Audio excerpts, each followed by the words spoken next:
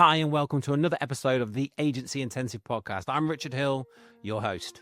Today, I'm talking with Mikey Emery, co-owner and commercial director at Impression, one of the fastest growing agencies here in the UK that's been pushing the boundaries of automation, AI, and client-centric delivery.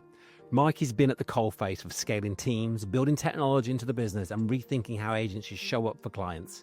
From reworking account structures into pods to launching into new markets, we dig into the real, practical senior leadership decisions.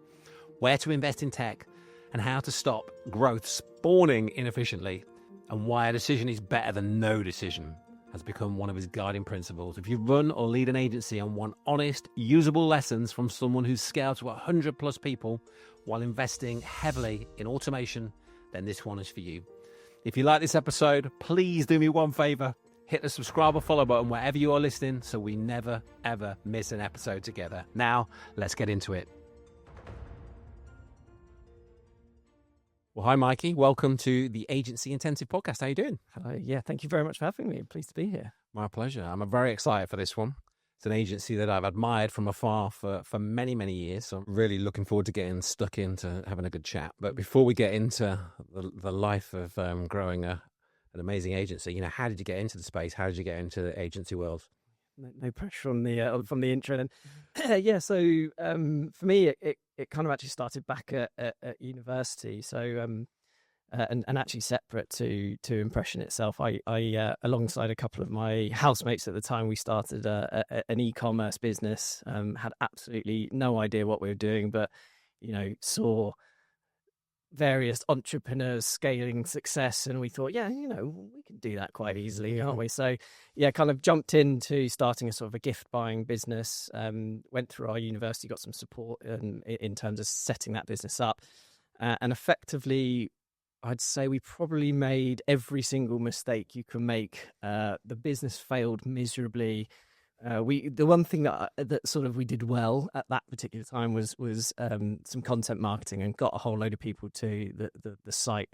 But really, that kind of pushed me towards meeting Tom and Aaron, who at the time were freelancers working for a high growth energy company in Nottingham, but were kind of considering setting up on their own and starting this agency called Impression.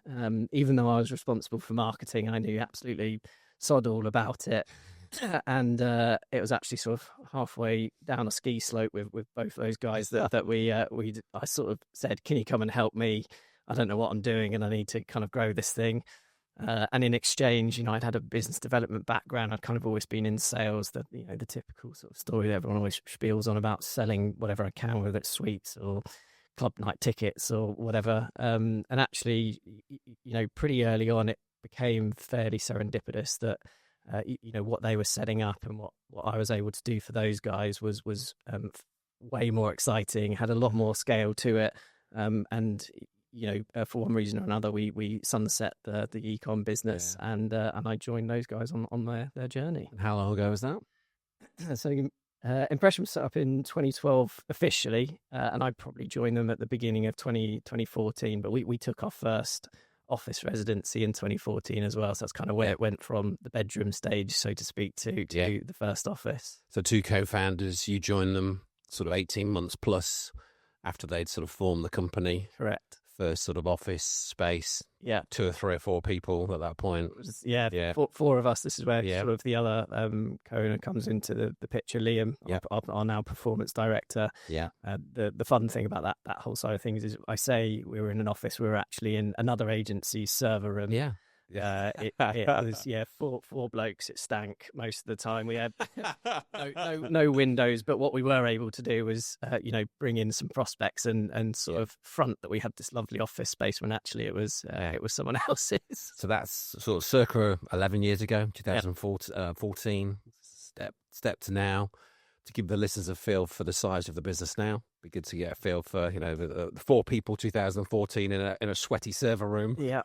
And now multiple locations, headcount. Yeah, so it's lovely reflecting back actually. Yeah, we're now 100 and I think we're about 120 people. Yeah. Like working full time at the moment, and we've probably got about 5 to 10 job ads out available at the moment. So yeah, we're call it 125, 130 people. We're head office is in Nottingham, where you sort of 60-70% of our team are. We've got a big team in London, so there's about 25 or so down in London.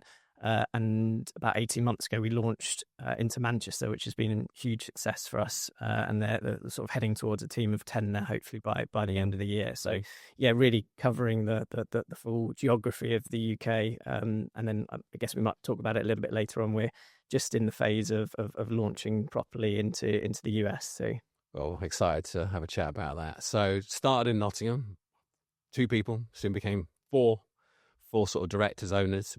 And then fast forward now, we've got 3 core officers with 120, soon to be 125, 30 people. If you could sort of pinpoint one, maybe step change, because that's some serious growth. I mean, it's very, very impressive. It's definitely, I was saying to you off camera before we hit record, probably 7 or 8 years ago, I was like, oh, Nottingham, but not for the listeners, Nottingham's probably about an hour drive from where our offices are and our agency. And there used to be, a couple of agencies in Nottingham, and there still is. But impression I was sort of aware of, there was like, oh, it's about 20 people work there. And then I sort of looked a few years later, hang on, there's 60 people work there. And then I looked a few years later, hang on, there's 90 people work there, and so on and so on. So some serious growth, I think, over the latter years, maybe before that as well. But I'm really keen to understand, how you've been able to really propel the business. Some serious growth levers there, I would imagine, that you've been working on. It's an interesting question, and you obviously were kind enough to give me a bit of a steer before today on what we'd be covering. And considering that question, I started waffling in my own head about different things that I could potentially pinpoint to. Tried to draw it down, but I guess most agencies will experience the several glass ceilings that you go through over the years, like going from probably 2 to 4 people, going from 4 to 10.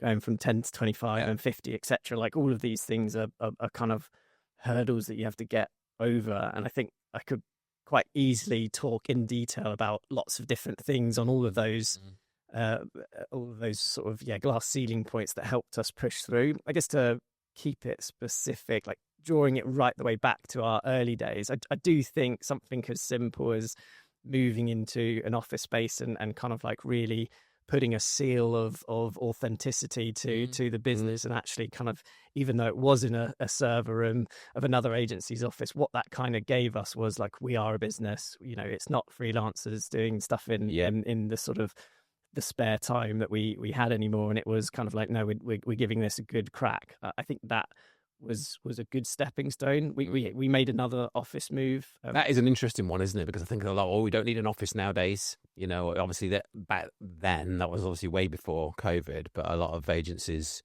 don't need an office for a remote. But obviously there's that argument, it's even still now, that an office gives you that more, depends on the size of the business. But so you've got that home, you've got that credibility when brands are, shortlisting, looking at who to work with or who to just have that initial conversation with. Yeah. Oh, they've got an office in XYZ. Oh, there's so many people there in that office. Yeah, because a lot of agencies don't have offices now. Yeah. Yeah. Which is, I do get it. And there's a great reason for being fully remote, and it provides a very different proposition to some brands. So I'd never sit here and be like, you have to be successful, you have to have an office, and it's just a different strategy for us. Probably we'll talk about it quite a lot. We're a people first business, and really to get the most out of people, you have to have a great culture. You have to have lots and lots of things that feed into that. And I talked about the first office being a big sort of stepping stone for us. Actually, the second office was probably even bigger. We went from a shared server space basically into taking a sort of a 2,000 square foot, converted warehouse office space, which was entirely ours. We kind of built it all ourselves, but it enabled us to go from sort of 5 people to 30 over a few years. And that, we always refer to that office in Stony Street as our spiritual home. Yeah, it's kind of where we bought it. Yeah, absolutely. It was a lot of fun. It still is, but back then it was your kind of early 20s. It's work hard, play hard. That's an interesting one, isn't it? Because you sort of, when it's a smaller business, maybe is a bit more fun. It still can be fun, but obviously then things start to get a bit more serious. You've got now 120 people now that rely on the management to semi-rely on the management to do X, Y, Z. I think as a founder, co-founder, shareholder, as their trajectory changes, the headcount changes, the responsibility changes, you maybe have a little bit less fun at times. You've obviously got to make sure that all the commercials are in play. That's very much your role, isn't it, commercial director? I think we managed to go a good 10 years without turning down the fun, I think. But yeah, there's certainly the level of responsibility grew, and the kind of focus on making sure that we were a great employer, great culture, great place to work has always been at the essence of what we do. So office was one of the step change. Anything else there you can see over the last few years that's, that sort of going from, half a dozen people to 130 in sort of 11 years? I guess the reason I started with the office is because that facilitated, I think, us being able to bring in the right talent and actually, whether that's, straight from universities that we were lucky enough to have around us, or whether that's where, attract people from some of our competitors. And that really enabled us to kind of level up what we were able to bring to sort of our clients. And I think that the next big step change for us was winning those first sort of 7-figure media spend accounts, or 6-figure agency fee accounts quite early on, and we went from first couple of years being a regional player in the Midlands or Nottingham, and then sort of the Midlands, to suddenly being like, oh, actually, we're pitching and winning accounts from networks or from some of the more highly regarded performance agencies. And that, the office, then the people, then winning those accounts gave us that momentum to be like, actually, we're pretty darn good at this. Like, let's expand our strategy. Let's go after the national brands rather than stay with a local focus. So we're investing in looking the part, and then there's a step change in, we've actually won this, whatever, let's say 100 grand's worth of business, 10 grand a month. And then, hang on a minute, obviously with the bigger fees, we can do a lot more in terms of investing, hiring and so forth. And then, hang on a minute, we're then winning more and more and more of these step changes. Because I think that's where maybe quite a lot of agencies struggle when it comes to billing and fees. There may be a level where it's, let's say, a couple of grand a month, a couple of $1,000s a month, and they may be stuck at that. But what would you say to maybe agency owners that are listening in about sort of pushing for that step change, like fee increases? Obviously, you've got to have the value there. Yeah. So obviously, you've probably touched on it around having the right people in the right seats, but being able to step from, maybe charging a couple of grand a month to charging 20 grand a month. Yeah. That's quite a move, isn't it? Yeah, I think like I guess an interesting correlation for us has been, maybe in our first few years when we were sort of sub $1 million or around $1 million in turnover, we probably had more accounts than we do now, which is ironic. We're sort of more than 10 times that size. And really, we learned early on that servicing those bigger accounts wasn't as daunting, as scary actually as you initially think, but the kind of operational element to serving that size of account affords the business loads of extra headspace and capacity. We didn't have to have Tom, hilariously was probably up until about 5 years ago, Tom, one of the co-founders, was still running all of the invoicing for, at the time, probably 100 odd accounts. And the headspace that goes into actually just back office running those is pretty massive. Whereas if you can be focused on winning bigger, higher value, more complex accounts, the correlation of servicing those is not to the same degree as you'd first imagine. Yeah. So things become a lot more profitable. For sure. Yeah. Well, thanks for sharing that. Now, I'm personally very interested in sort of your sort of split, as the commercial director of a very large agency, shall we say? How do you split your time sort of across, the commercial side of the business? Yeah, I mean, I'd love to be able to sit here and say, I'm strategic, and it's 33.3% across, growth, marketing, and client services, and that would be fantastic. And I'd also love to be able to say, as a leader of the business, I'm thinking 3 years ahead, and I'm not in the day to day. But anyone who sits there is probably talking a load of waffle.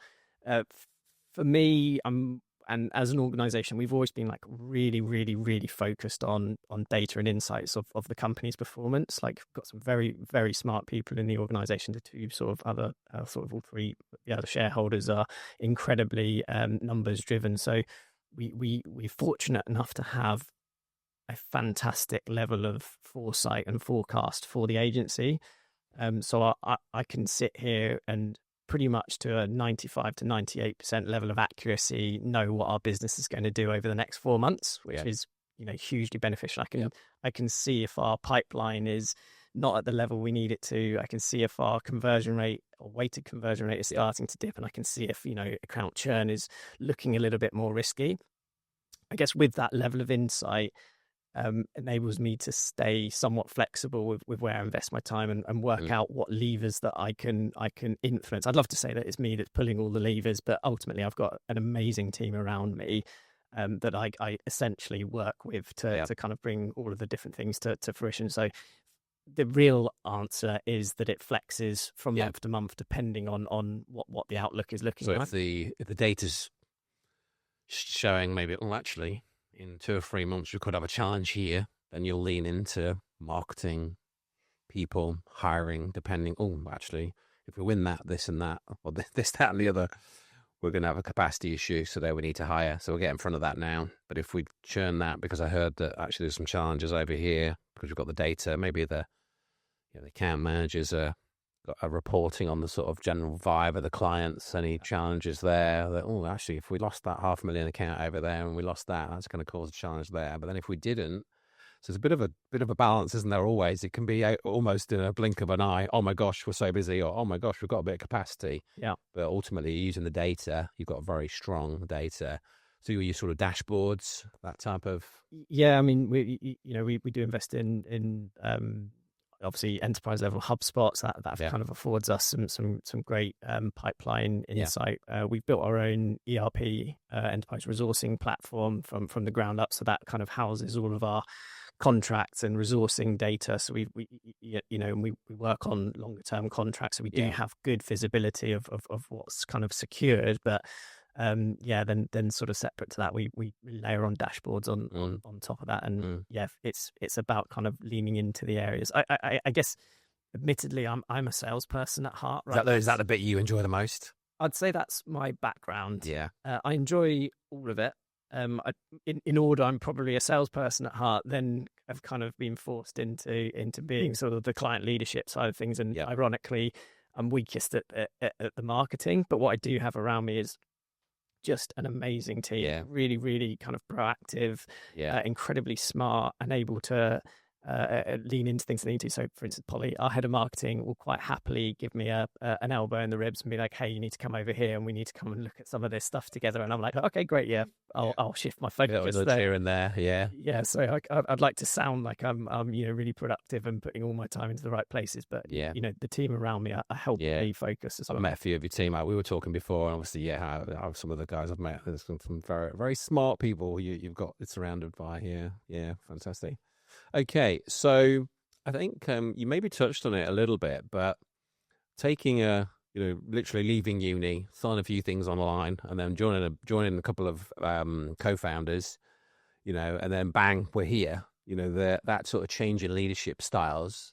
How have you seen that? Because I think it's quite an interesting one. Very interesting one. I think a lot of people, they sort of fall into agency. I did, it's like, oh, what's all this stuff you sign online? Oh, it's SEO. Next thing I know, I've got one client, and then all of a sudden I'm sat here and we've got, X, Y, Z clients. But, the how you behaved and sort of were as an individual, obviously you're a good 10 years younger back then, so you don't know what you don't know, and you haven't learned this, that, and the other. But I think, can you sort of step us through any sort of leadership changes you've gone through over the last maybe 10 years? It would be very funny if you were to interview my team around me as well, because hopefully they'd agree, but they might tell you the complete opposite, which would be funny.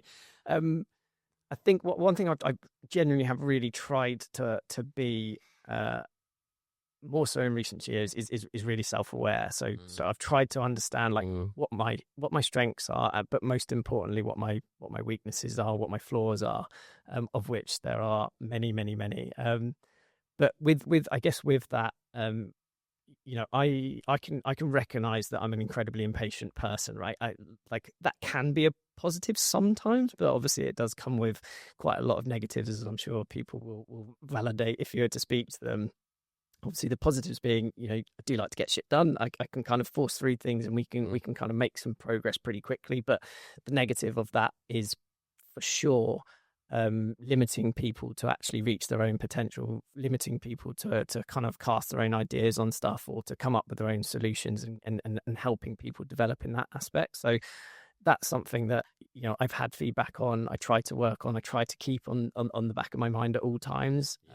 So from a leadership perspective, I now proactively try to make sure that I do always include more people than I think is necessary into projects or into decisions. I also try to not make decisions as much as a lot more open to other people's opinion, take a breath, have a listen, and generally take it on board. Whereas maybe back in the day, like, right, this is how it's going to be, a little bit more, or this is right, very strong-minded, single opinion. Yeah.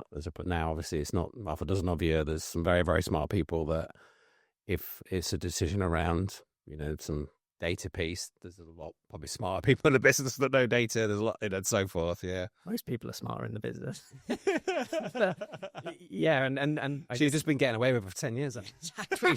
I've ousted myself on this podcast, I know, which is funny.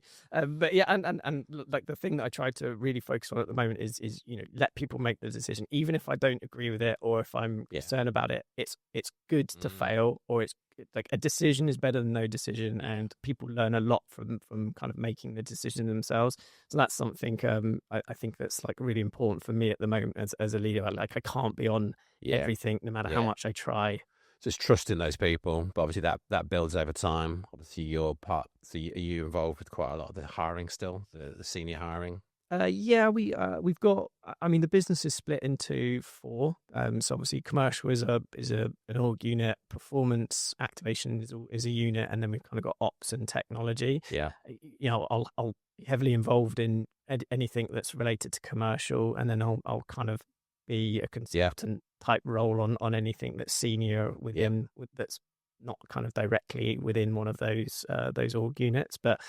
Again, it falls back into this level of trust. It's you can't be on everything. If you are, you basically just limit your capacity to do anything. I think that's you hit the nail on the head there. I think that's what I'm seeing. With majority of leaders that I've interviewed, you've got to let go. You've got to obviously have the right people in the right seats. That takes time. Obviously you go a few war wounds maybe in some of the hiring maybe over the years. But ultimately, if you want to get past a certain area, there's only so much one individual can do, and you probably, 8, 10, 12 people, you're then stuck. Maybe that depends on the business, but, to then go to the, 2, 3, 4 million quid plus type business is very, very, very impossible to do, I think, Yeah. The awareness that other people's decisions could well be better than yours. Yeah. Well, thank you for sharing that. Now, you touched there, slight change of direction now. You touched on the different areas in the business, and I don't think we can do any podcast at the moment without talking about the word AI. And agencies and AI. We're running a competition internally at the moment called the AI Games, where we've tasked our 4 departments. Funnily enough, we've got 4 departments, slightly different to your departments, but 4 departments, and we tasked them 10 weeks ago to go away and build various agents, or I won't give too much away, but to build in their departments. And tomorrow we're actually having a full all agency meetup tomorrow for half a day, and then their captains are presenting their ideas. And I'm really interested to know what you guys are doing in AI, internally for your clients. What you can share, your stance on it. Cool. Let me preface this with a running internal joke at Impression, which is I am probably the least technical person at Impression, which I'm happy to hold my hands up to. So I won't sit here. You're in good company. Yeah. I won't sit here all preaching about, the death of marketing, the death of agencies because of AI. But it is an impactful thing. It is definitely changing the way that agencies work. I think, again, fortunately for us as an organization, we've always been acutely aware that what we do and what clients pay for now is going to be different in a year's time. And that's always been the mentality of the agency. So, there's cautious optimism. There's obviously, we understand that there's a huge opportunity for agencies who leverage it and who kind of integrate it well. There is a lot of fear-mongering, scaremongering going on across the industry that is, hard to block out. But obviously, we're just making sure we're not knee-jerk reaction and kind of redirecting investments into the wrong places. But because of that core strategy, that core principle of like what we do today is going to be different to next year.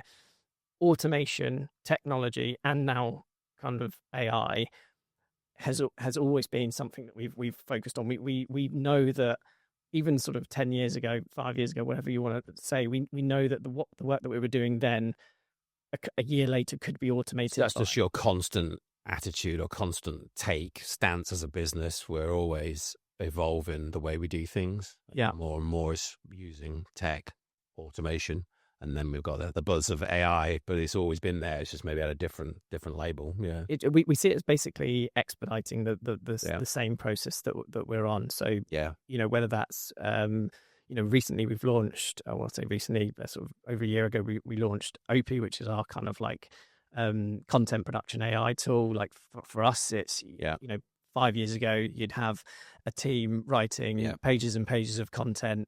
That obviously would serve ranking benefits, etc. Whereas now, we can leverage some technology there or AI to kind of automate that process. Now, is that going to entirely replace the need for someone to QA that work, make sure it's aligned to the overall strategy? No. And I guess Liam, our performance director, uses an amazing analogy. He always says like the world of agencies isn't disappearing, just the battleground that we're playing on is evolving. Yeah. And so really what we're focused on is automate absolutely everything that we possibly can. If a tool or a proprietary script or a proprietary bit of technology or an available technology off the shelf can do something that a human can, do that. Yeah. Because really our value proposition to our clients is like, we're smart people who solve problems, and problems are always going to exist. Yeah.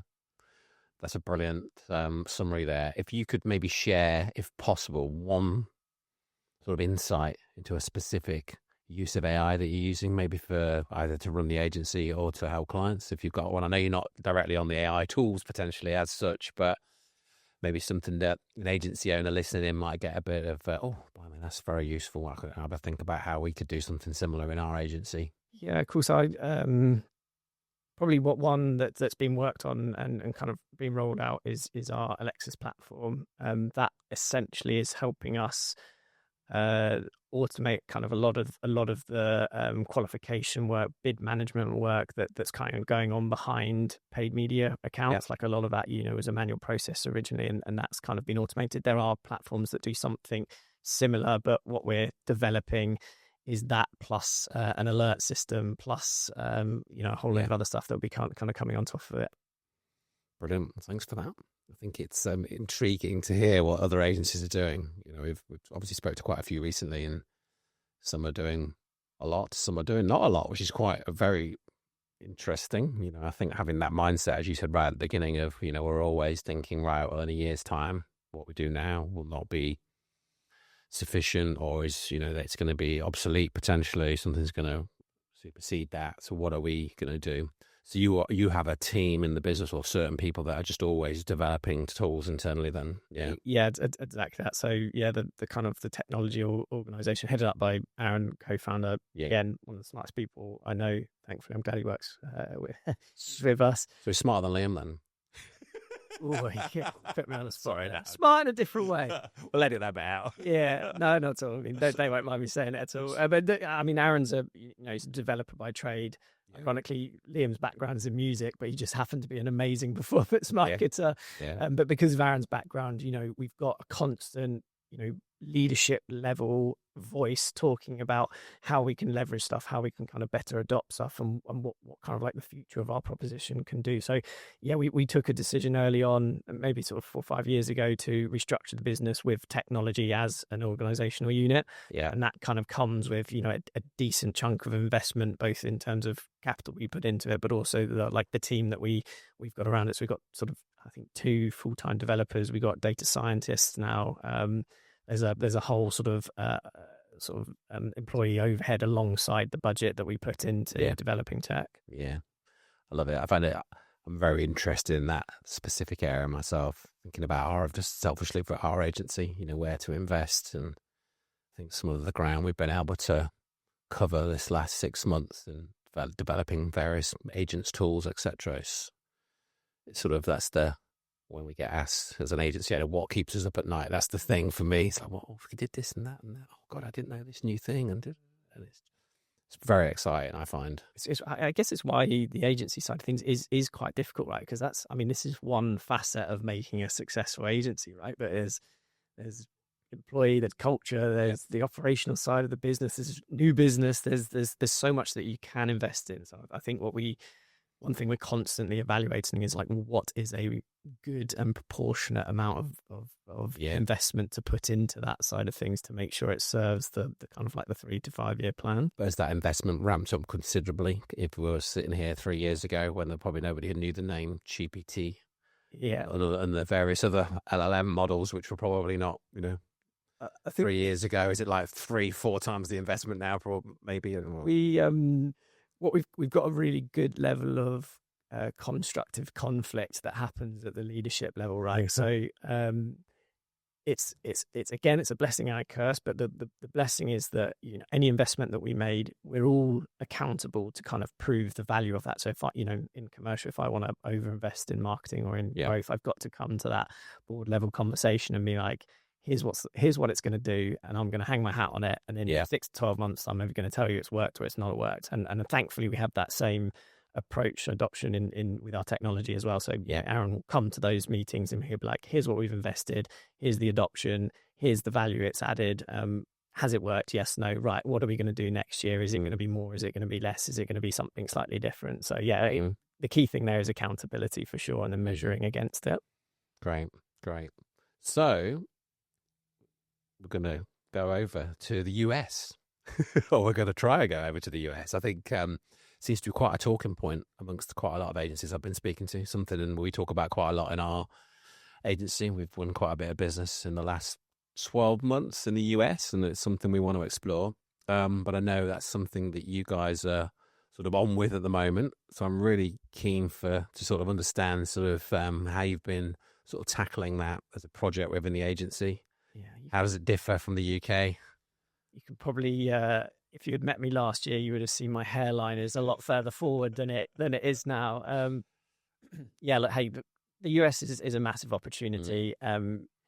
We probably, like a lot of agencies, when we first started talking about it, saw this huge country that we can go in and take what we're doing here and just win, easily and kind of triple, quadruple the size of the business just in the US alone. But it's certainly not that. It is fantastic. There is loads of opportunity, and we are on the journey, but it's not been without its challenges. And again, going back to the accountability thing, I do need to sit there at the board level and be like, hey, we're not quite where we want to be. But what we do have is, we restructured the organization in terms of, got a holding co now, and we've got a UK business and a US business. So we've not half-arsed it. Yeah. I think that has really helped us.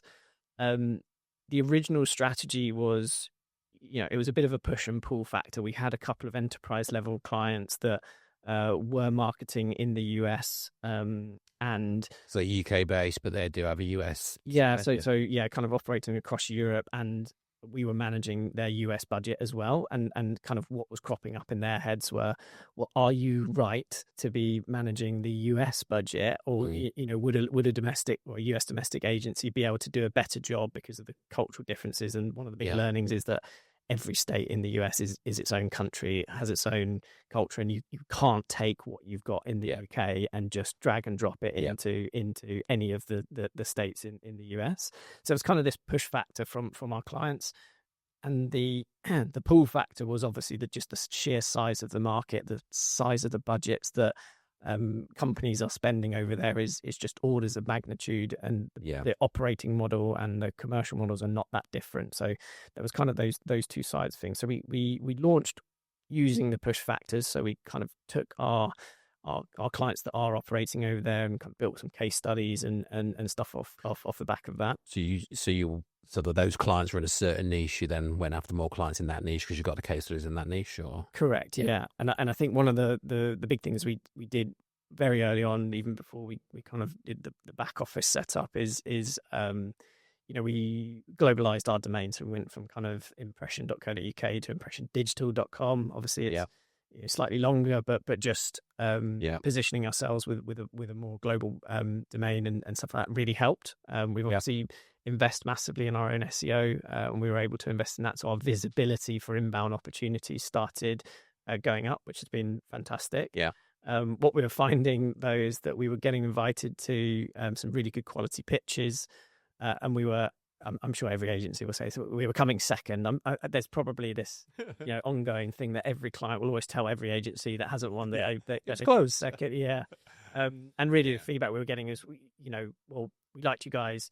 You've got a great proposition, but these guys are on our doorstep, or they're working in this market, and it felt like too much of a risk to kind of go with a UK agency. That was very specifically for US businesses marketing in the US. So that's kind of where the driving factor of coming of, okay, well, let's set up a proper US business, build part of our plan. We're on the ground, potentially. Yeah, exactly. And part of our plans now is, build a team over there and actually start having a client service sales hub. So you've picked a city or a state that you're going to be. No, we're pretty greedy at the moment. So we've gone for, we've got the typical sort of vanity office in New York at the moment. But we're actually looking at Chicago, Atlanta, or Miami to kind of properly build the hub around. Yeah. A lot of our work at the moment is around, research and how we actually. So we'll look to get an office in one of those locations. Correct. Hire an initial 1, 2, 3 out there, and then scale based on how things go. Yeah, exactly that. Yeah. Yeah.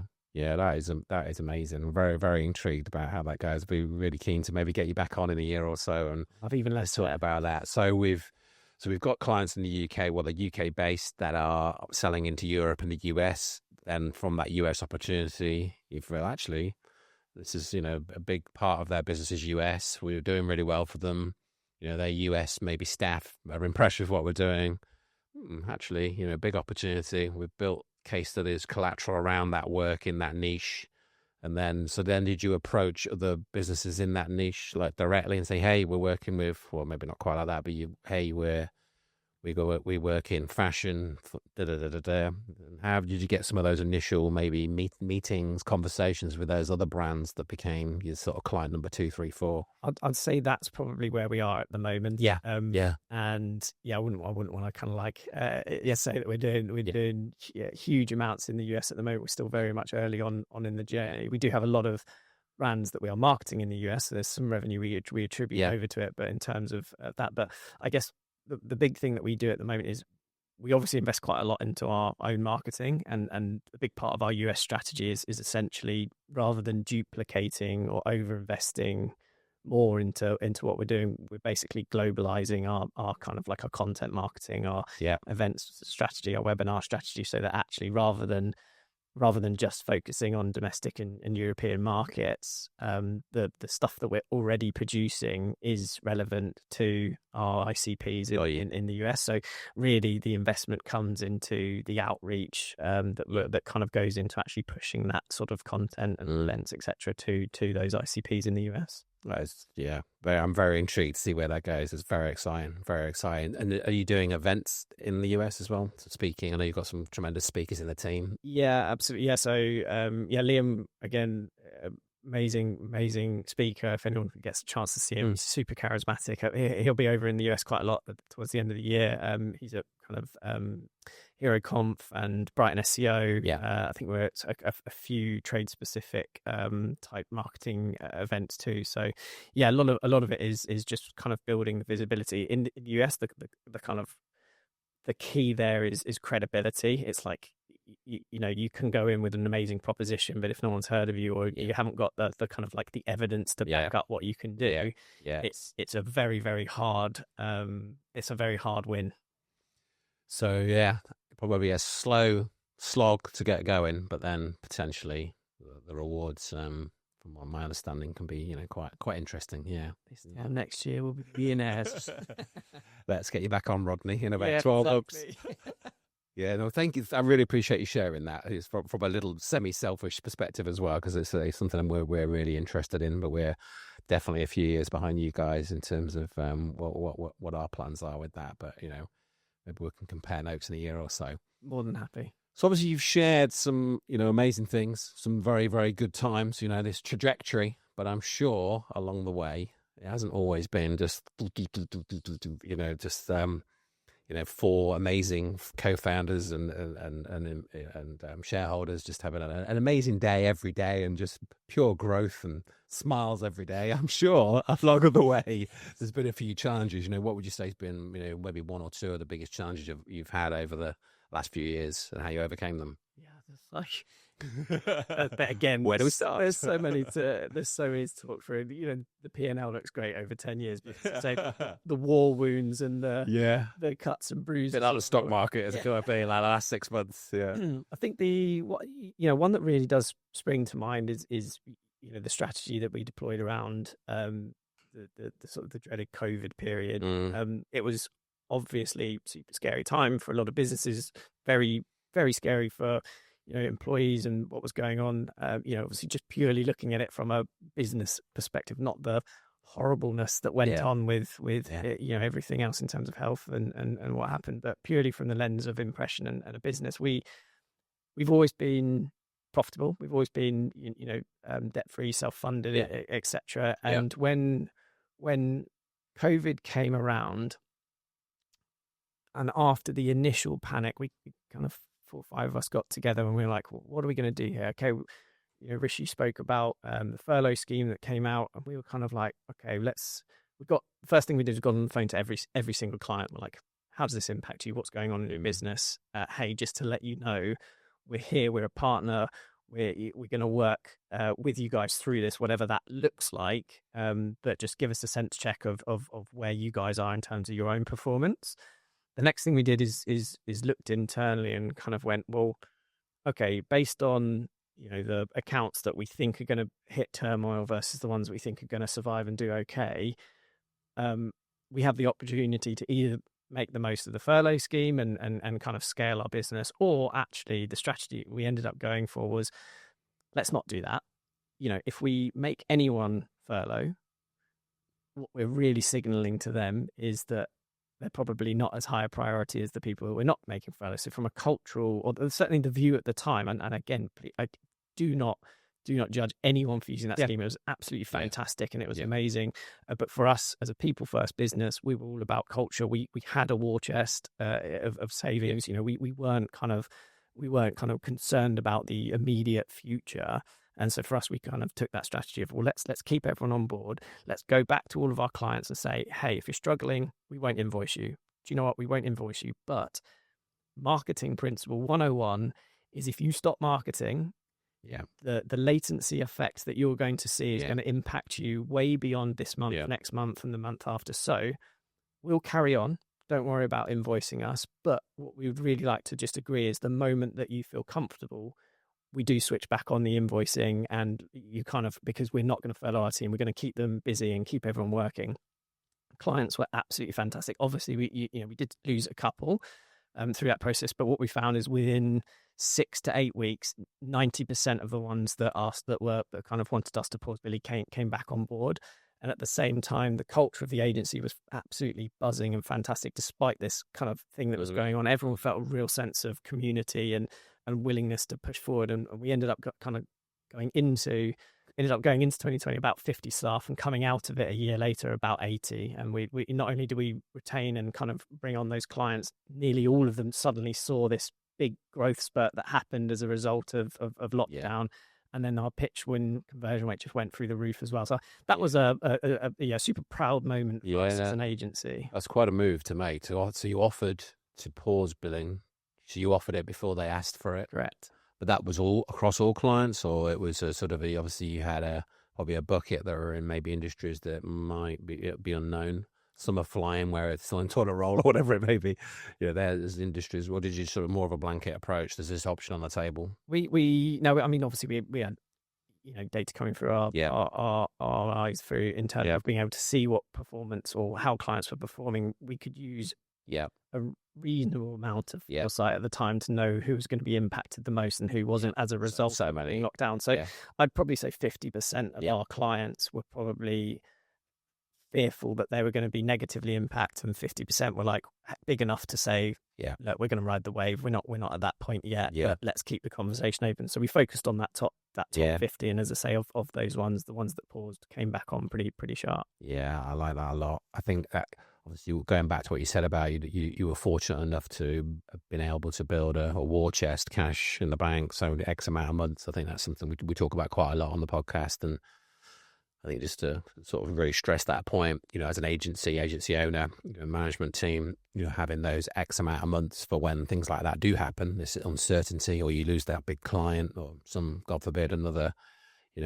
big, national or international incident or problem that creates, a bit of a turmoil in an industry, or obviously in a very large way. But having that cash flow, or having that cash at bank, is it's a huge sort of enabler to be able to do what you did there. So without that, it might have been a lot more difficult decision when you've got at that point maybe 60, 70 people to pay and so forth. And and I think even what we kind of worked out is with 50% of the clients that would stay on board, we could operate without taking a loss anyway. So even though we had the war chest, it wasn't like we were eating into it. I think the worst cases we went down to 0 EBITDA.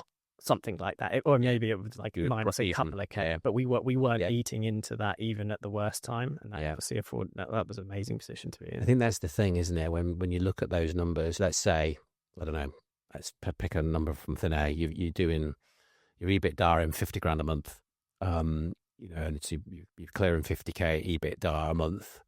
To lose 50 grand's worth of business a month, it depends on the business, I know, but is quite unlikely, but it does happen. We've talked about this, as well.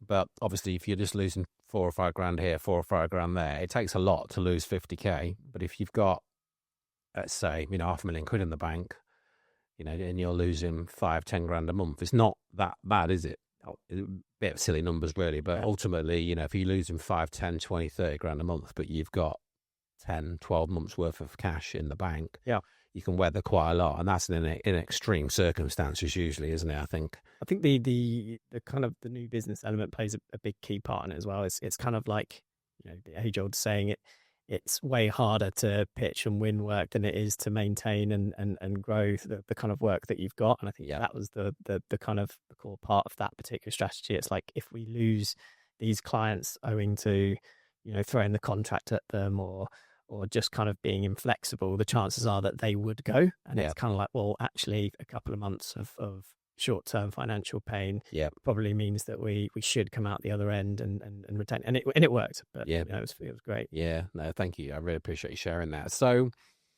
I'm really intrigued to know what is on the roadmap for you guys. Anything you can share. Obviously you've touched on, the investment in the AI side, the culture is a big part of the business, the US piece. Is there anything else you could add in terms of what's on the roadmap for Impression in the coming 12 months? To be fair, we've covered. But the US is that is a big part. We've got a US general manager joining us in a month's time, which is super exciting. That's finally going to, it's got full-time headspace to kind of really go out and grow, rather than it being sat across multiple different people. Obviously, with that is a whole load of ramp up in kind of what we're doing. So that's very exciting. I mentioned it around the kind of the AI side of stuff. Whilst the core focus for us has always been on automation and stuff, now we are in the position where we've obviously got to speed that up, and so there is fairly sizable projects going on to kind of lift the load that we're kind of doing, so we can redeploy our talent onto more of the problem solving stuff. And then the biggest project that actually we've got going on at the moment is I use the word organizational restructure, but it's probably not as drastic or as big as that. Again, sort of dialing back into that idea of glass ceilings. We probably have hit another one towards the end of last year, where we just kind of got to a certain size, and really how we were showing up for our clients. We've kind of had every channel, every department, and every level turning up onto accounts. In some of our instances, we were having, I don't know, something like 20 or so people on an account team, which just is super inefficient. The number of variabilities of of how account teams could be made up, we worked out was something like in the hundreds of thousands, which was bonkers. So at the moment, we're moving to a much more client-centric pod structure. So we're splitting basically the company into two P&Ls. We've just recruited 2 managing partners, which are new roles for us coming in, both amazing pedigree, coming from some of the best agencies in the world, super experienced. They're going to be coming in to kind of really front the client leadership side of that side of stuff, and then the project roadmap from there is really about how we then start moving into that structure, how we start showing up to make sure that our clients get the very best of our talent without duplicating either roles on accounts or kind of like seeing inefficiencies, because I think ultimately we can still do our best work with much smaller teams. So maybe got a bit out of control, or just adding more people. Well, hang on a minute, restructure, right people. I think I think I speak on behalf of a lot of agencies, but the traditional growth model is, you have a head of channel and you build a channel team, and sometimes those channels feed up into a division. So you might have PPC, paid search, and then paid social and programmatic all into your paid media.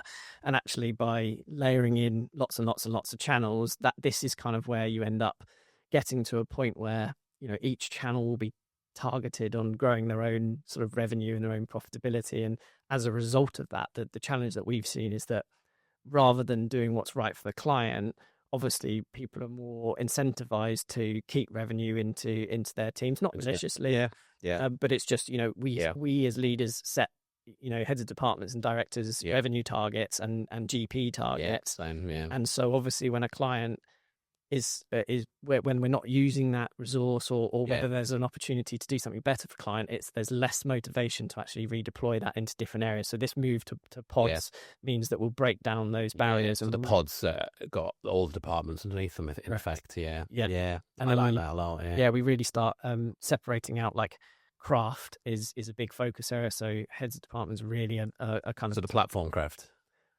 No, sorry. The what we say is like the remit of a head and department or a divisional director is really about making sure that they've got the very best craft, the very best proposition. That whereas previously we were kind of targeting on revenue and GP, so it's like quite an operational type role. Whereas these are some of the best people who've got the most experience in doing paid search or doing SEO. So really, we're just trying to unlock that to make sure that those people are kind of leveraged to work on the thing that they're best at. Love it. Hopefully well, Mikey, last couple of questions. So I think obviously a lot of agency owners senior leadership listening now, and I think they may be going through, they maybe hit a plateau, maybe going through certain challenges. What would one piece of advice? What's one piece of advice you would give to them? God, don't listen to me. I think a key learning for me has been a decision is better than no decision. That's like something that I try to really keep in the back of my mind. There's nothing worse than decision paralysis. It happens to all of us, but sometimes trying to take yourself out of that and just work out that it's okay to make a decision, whether it's right or wrong.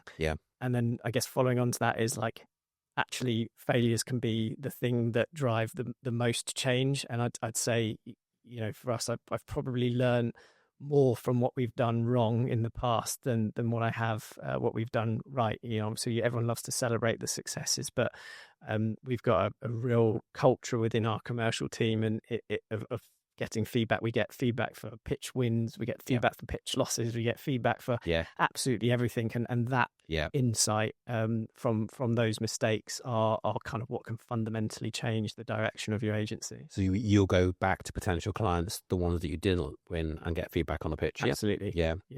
We always kind of say it's the amount of money that we invest in terms of resource and stuff in pitching. Obviously it's absolutely fine to lose, but the least that they can do is give us that learning. A couple of bits of feedback, a little tweak on the next pitch or whatever the area might be. It's like 1 degree and so forth. Some of our biggest organizational changes have come from the biggest pitches that we lost. Well, Mikey, it's been an absolute pleasure having you on. I really, really appreciate you coming over, sharing some real insights into what Impression have been doing, that journey. I like to finish every episode with a book recommendation. Do you have a book to recommend to our listeners? Coming from someone who reads so little, June. No, that's Terrible film. Yeah. Sorry. Controversial. The couple that I have read and really valued. There's one. I hope I can get this right. From I think the name's Arthur Banks, and he did The Good Company. From the guy who co-founded Home Depot in the US. That's all about, how you can generally be a good, moral, ethical company, putting your people first at the heart of every decision and really, really win as a result of doing that. And like all too often, I think you see people having to step on toes and do everything to win. But that's a great book to show you that strategy works. Oh, lovely. Well, we'll link that up in the show notes. Thank you so much for coming on the show. I've had a blast. I've learned a lot. So thank you so much for coming in. Thanks for having me. Thanks, Mikey. If you enjoyed this episode, hit the subscribe or follow button wherever you are listening to this podcast. So you're always the first to know when a new episode is released. Have a fantastic day, and I'll see you on the next one.